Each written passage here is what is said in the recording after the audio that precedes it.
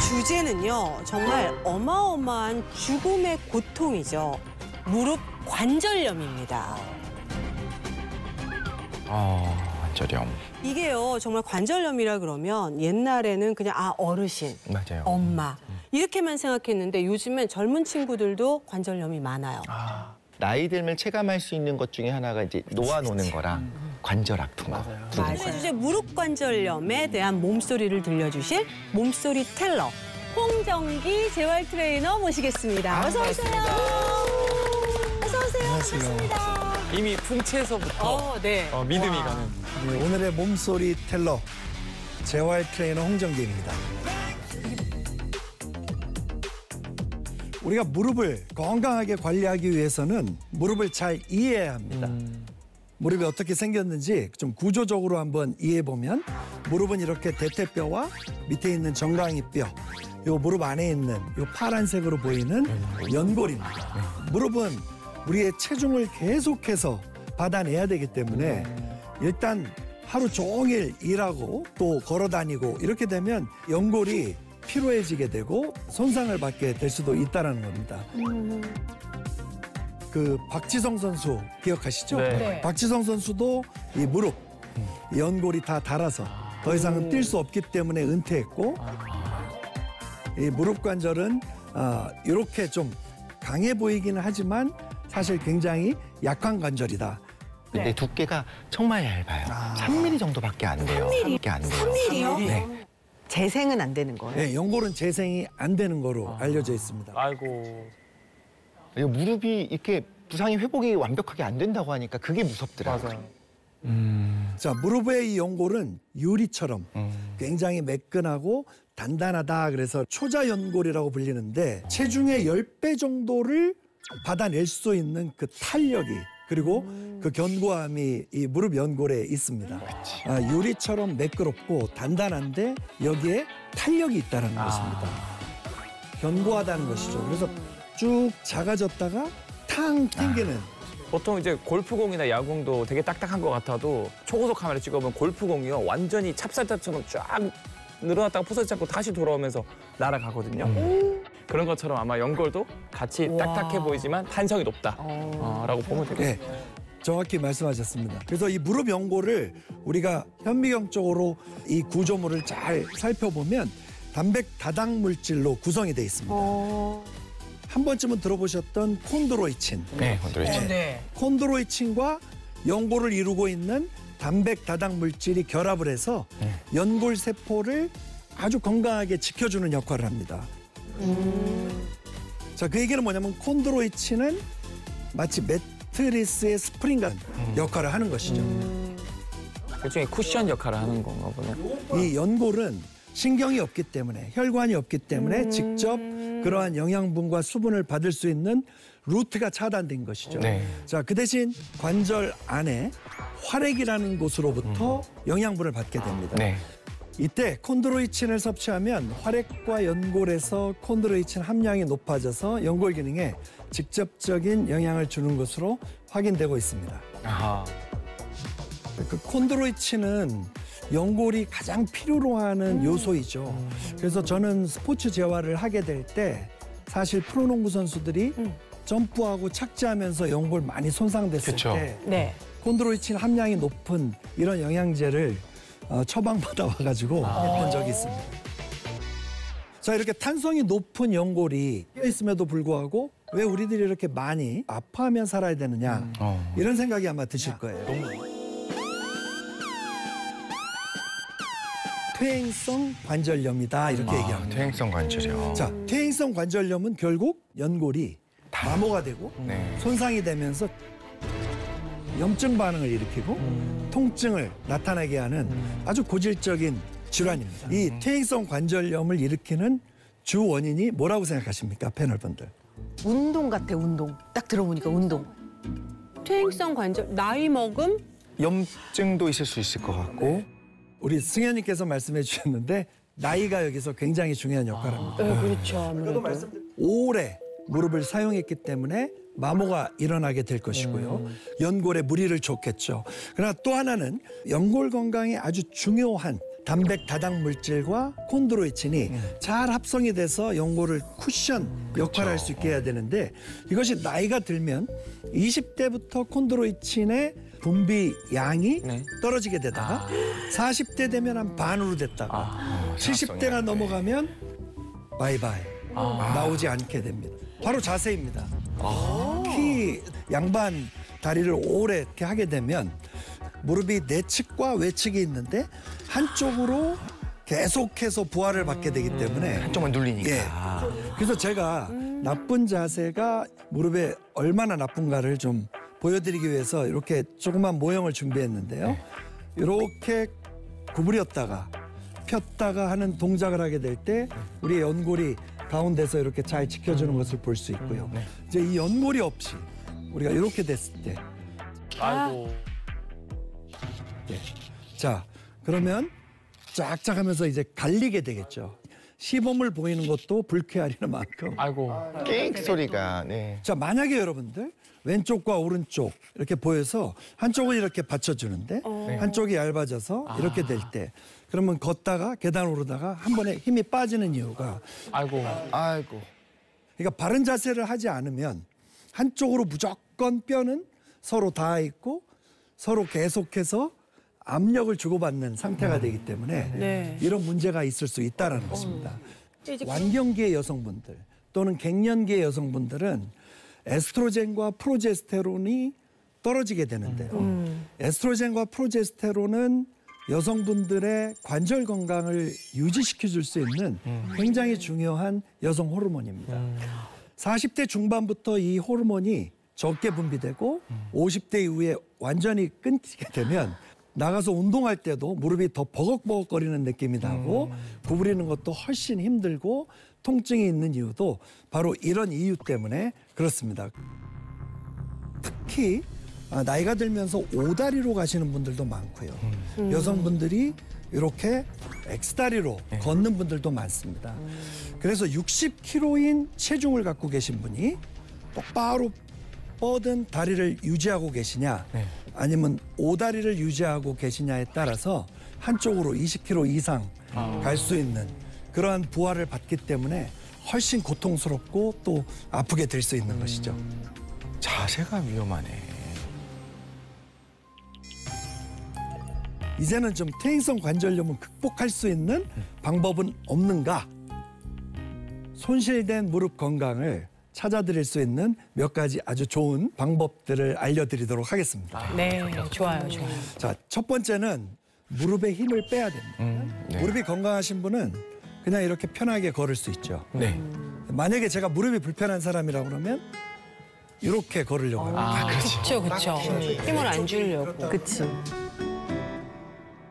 그것이 사실은 무릎에 더 큰 압박을 준다. 그래서 무릎에 힘을 좀 빼자. 힘이 빠져 있는 게 가장 네. 포인트겠군요. 네. 무릎에 힘을 빼는 운동을 좀 가르쳐 드려 볼까요? 오, 네. 이렇게 의자가 있다면 의자를 이렇게 살포시 잡으시고 무릎을 살짝 드는 겁니다. 제가 이렇게 들고요. 아주 가볍게. 가볍게 힘 빼고 흔들어 보자. 그런데 뭔가 내가 힘으로 피고 힘으로 끌어당기는 게 아니라 그냥 놔둬보고 설설. 살살 가게. 구부려서 옆으로. 하나, 둘. 그다음 무릎을 편안하게 해주고 무릎을 강화하는 운동은요. 이 정강이 앞쪽 근육 운동인데요. 무릎이 만약에 끝까지 펴는 것이 좀 불편하면 조금만 구부려서 발목을 정강이 쪽으로 끌어당기는 운동을 하겠습니다. 둘, 셋, 넷, 다섯, 여섯. 시원해. 이런 식으로 하면 정강이 근육들이 강화가 되거든요. 그러면 연골로도 많은 충격이 가지 않게끔 방파제 역할도 하고 범퍼 역할을 해줍니다. 그다음에 또 대퇴에 있는 근육들도 중요하기 때문에 앉은 상태에서 무릎을 편하게 구부러진 각도를 유지하고 그대로 한 30cm만 위로 든다. 둘, 셋, 넷, 다섯, 여섯. 그리고 나 무릎 살짝 이렇게 구부릴 수 있고 펼 수 있네 라는 이런 자신감을 갖게 되니까 무릎의 긴장감이 싹 빠지게 됩니다. 아프겠죠? 요 동작은 아프지 않기 때문에 제가 드리는. 아, 다행이다. 네. 저에게 오셔서 재활을 받으셨던 퇴행성 관절염을 가지셨던 70대 어르신께서도 이런 운동들을 하면서 제가 식단을 잘 조절할 것을 부탁을 드렸어요.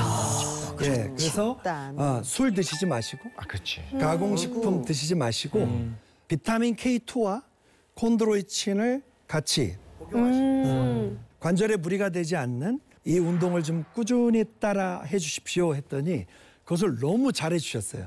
잘해 주셔서 나중에 그것을 한 12주 정도 우리가 진행하고 났을 때는 그때 들고 다니셨던 지팡이도 버리시고 제대로 잘 걷고 저하고 뭐 스쿼트 운동도 하실 수 있을 정도까지 많이 희망의 좋아지셨어요. 아이콘이시다. 와.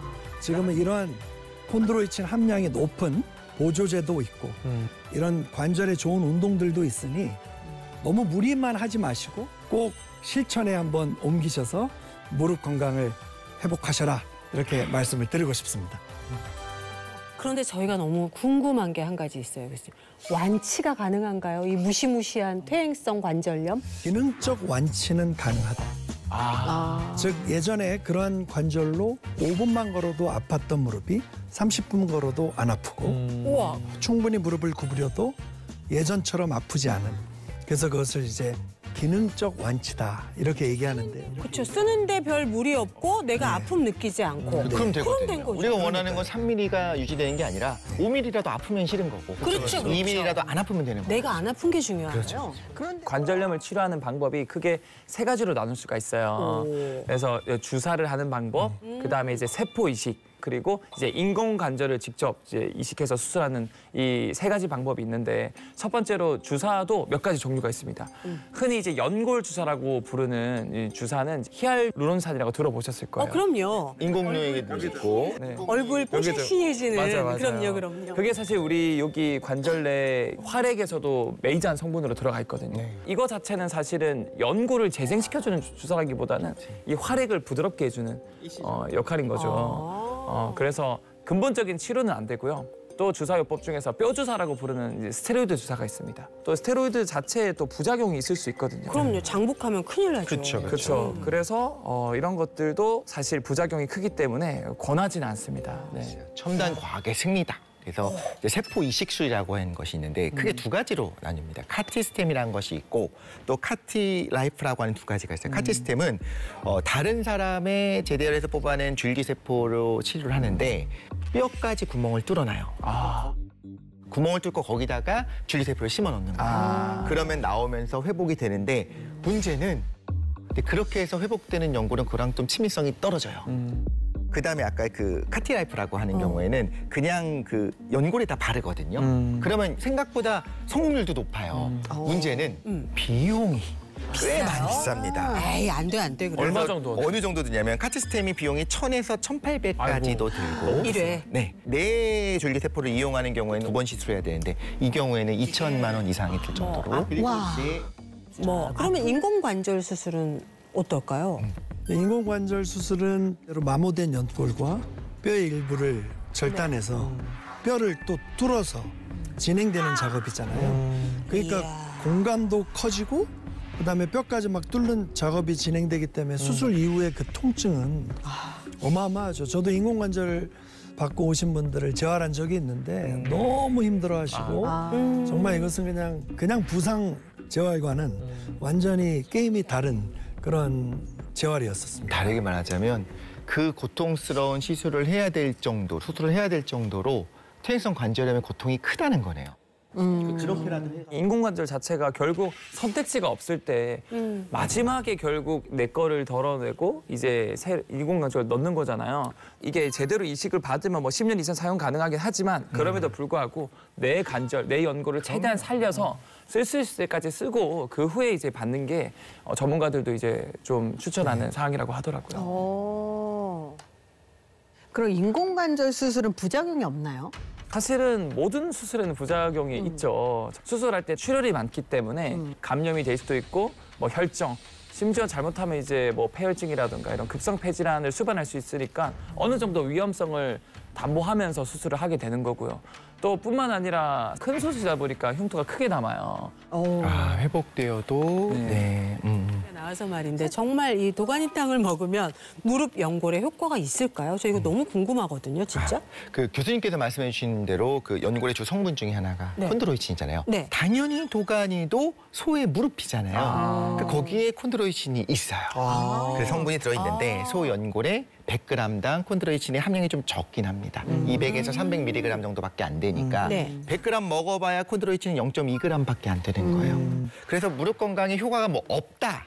라고 하기는 어렵겠죠. 아예 섭취하지 않는 건 아니니까. 그런데 우리가 생각하는 것처럼 도가니탕을 먹으면 갑자기 이 모든 이게 연골에 가서 박히는 거는 아니라는 거고. 그렇게만 되면 얼마나 좋겠어요. 또 하나는 결국에 우리가 흡수를 해야 되잖아요. 그렇죠. 그러려면 이 연골을 우리가 소화 과정에서 잘게 쪼개서 분해하고 또 흡수를 해야 되는데 이런 연골들이 또 분자량이 커서 쉽게 흡수가 되질 않아요. 오. 결국 이런 콘드로이친을 섭취하려면 먹는 것 중에서 무게 대비 함량이 높은 걸 먹어주면 그나마 좀 효과를 좀 극대화할 수 있겠죠. 그나마 그래도 이런 우리가 평소에 먹을 수 있는 것 중에서 제일 함유량이 많은 게 이 100g당 콘드로이친 함유량 가장 많은 게 이제 철갑상어의 연골입니다.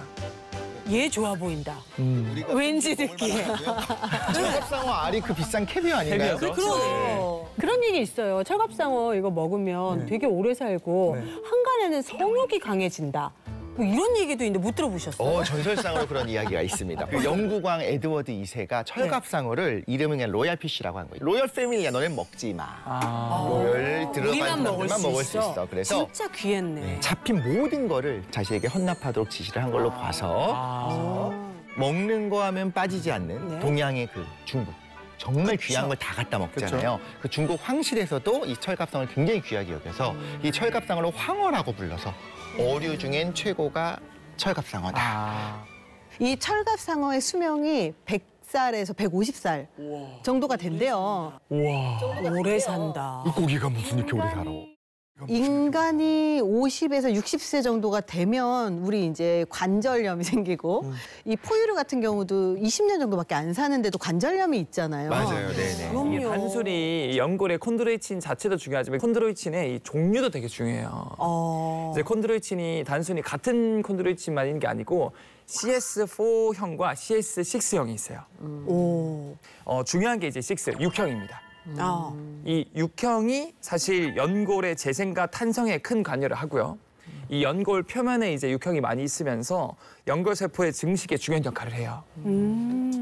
건강한 성인의 관절 연골에는 약 90%가 6형으로 이루어져 있고, 근데 이제 나이를 먹고 관절염이 오기 시작하면은 이제 이 관절염 환자의 연골에는 이제 4형 비율이 점점 높아지기 시작한다 그래요.